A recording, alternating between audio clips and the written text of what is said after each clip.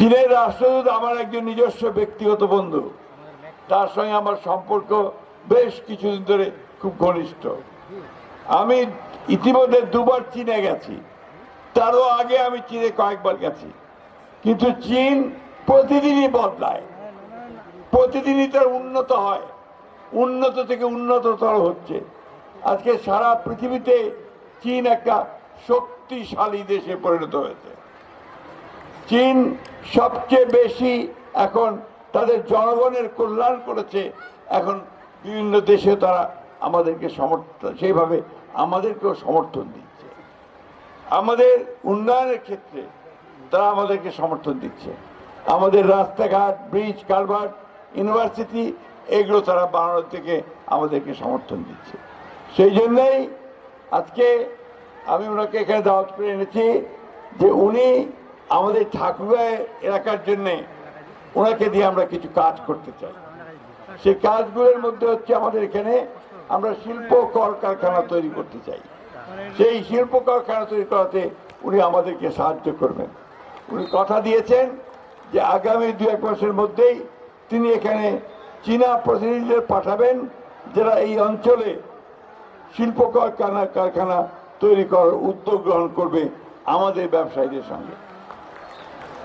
প্রিয় ছেলেমেয়েরা এবং প্রিয় ভাই বোনেরা, যারা গার্জিয়ানস আছেন, যারা এখানে অভিভাবক আছেন, আপনারা সবসময় মনে রাখবেন যে কোনো জাতি কখনো এমনি এমনি উন্নত হতে পারে না। আজকে এই চীন যে উন্নত হয়েছে তার নিজের চেষ্টায় উন্নত হয়েছে। তার ছেলে মেয়েদের লেখাপড়া শিখে এবং আরো বেশি করে কাজ করে তার উন্নত হয়েছে। আমাদের বর্তমান প্রধানমন্ত্রীর নাম জানো তোমরা? বলো তো, প্রধানমন্ত্রীর নাম কে? জোরে বলো। তিনিও বলেছেন তিনি শিশুদের সঙ্গে কাজ করতে চান, শিশুদেরকে আরো বেশি লেখাপড়া শেখাতে চান, তাদেরকে উন্নত করতে চান। এই জন্য তিনি কতগুলো কাজ হাতে নিয়েছেন। একটা হচ্ছে যে তাদেরকে লেখাপড়ার সঙ্গে সঙ্গে তিনি বলেছেন সমস্ত বাচ্চাদেরকে তিনি ইউনিফর্ম দেবেন, আবার কিটস দেবেন, এবং বাচ্চারা যেন প্রতিযোগিতা করে টিকে থাকতে পারে সেই প্রশিক্ষণ তিনি তাদেরকে দেবেন। খেলাধুলা, কালচারাল অ্যাক্টিভিটিস সব তিনি করবেন। আমি তোমাদের বেশি সময় নেব না, তোমরা অনেকক্ষণ ধরে এখানে বসে থেকেছ, এখানে অনেক গরম, সেই জন্য আমি আর বক্তব্য বাড়াচ্ছি না। আমি শুধু এইটুকু বলতে চাই আমাদের শিক্ষক শিক্ষিকা যারা আছেন তাদের উদ্দেশ্যে যে আপনারা আপনাদের স্কুলের বাচ্চাদেরকে সেইভাবে তৈরি করবেন যেন তারা বড় হয়ে দেশের জন্য কাজ করতে পারে, দেশের জন্য তারা সম্পদ হতে পারে, সেভাবে কাজ করবেন, বাচ্চারাও সেইভাবে কাজ করবে। আমাদের সবসময় মনে রাখতে হবে যে আমাদের নিজের পায়ে নিজেদের দাঁড়াতে হবে, তাহলেই আমরা শুধু সামনের দিকে এগিয়ে যেতে পারবো। আপনারা ইতিমধ্যেই আমাদের তারেক রহমান সাহেবের সরকার গঠনের পরে ঠাকুরগাঁও ইতিমধ্যে আমরা একটা বিশ্ববিদ্যালয়ের অনুমতি পেয়েছি। এই বিশ্ববিদ্যালয়টির কাজ শুরু হয়ে গেছে।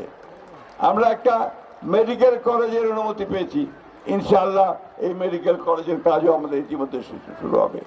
সেই কারণে আমরা যেন দ্রুত আমাদের অন্যান্য কাজগুলো করতে পারি, সেই ব্যবস্থাগুলো আমরা নিতে পারবো। আমি আর বক্তব্য দীর্ঘ করব না, শেষে বলতে চাই যে বাংলাদেশ চীন মৈত্রী এটা আরো দীর্ঘজীবী হোক, তাই না? তো সবাই তোমরা একটা স্লোগান দিয়ে বলবে, Bangladesh China friendship long live, long live Bangladesh China friendship. ঠিক আছে, long live Bangladesh China friendship. আবার বলো, long live Bangladesh China friendship society. তোমাদের সকলকে অনেক ধন্যবাদ। একই সঙ্গে I want to thank His Excellency. Please take your seat. I want to thank him because he has taken the trouble to travel all the way from Dhaka to rising early morning and taking the flight here. I'm really grateful to him. এবং at the same time একই সঙ্গে আমি তার সঙ্গে যারা এসেছে তাদের প্রতি আমি গ্রেটফুল। এখানে নাফিসা একটু আসো, কাম হিয়ার। নাফিসা হচ্ছে আমার খুব প্রিয় একজন মেয়ে। সে চীনের মেয়ে, সে এখানে ঢাকা বিশ্ববিদ্যালয়ে পড়ে এবং আমাদের সঙ্গে সে বাংলা শিখে আমাদের কাজ করে, আমাদেরকে শেখায়। আমি তাকেও ধন্যবাদ জানাচ্ছি, তার সফর সঙ্গীকেও আমি আন্তরিক ধন্যবাদ জানাচ্ছি।